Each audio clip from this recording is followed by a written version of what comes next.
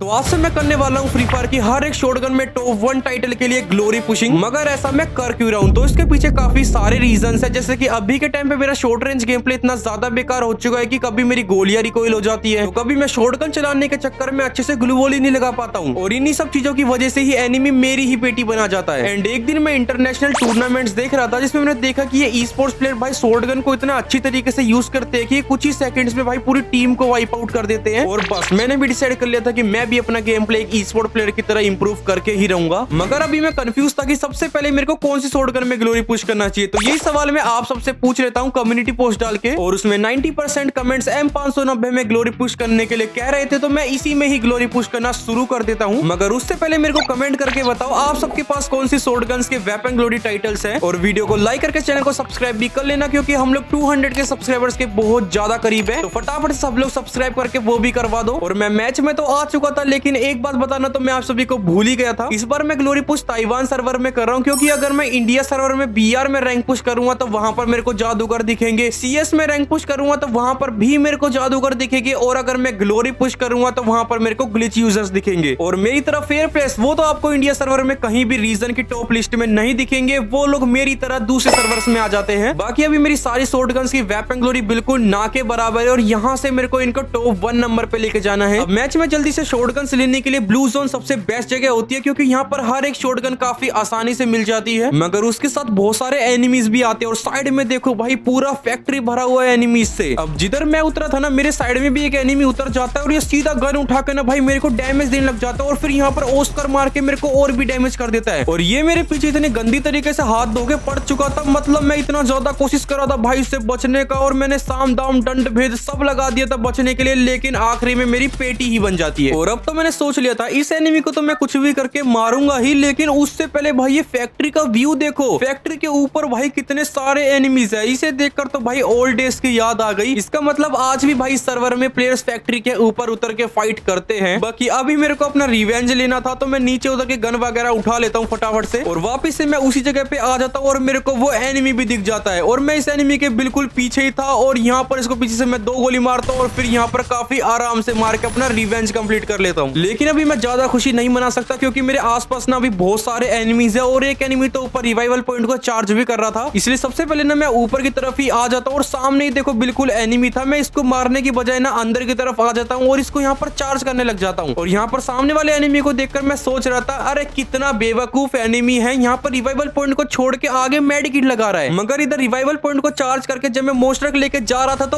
उसी एनिमी ने भाई मेरी पेटी बना दी।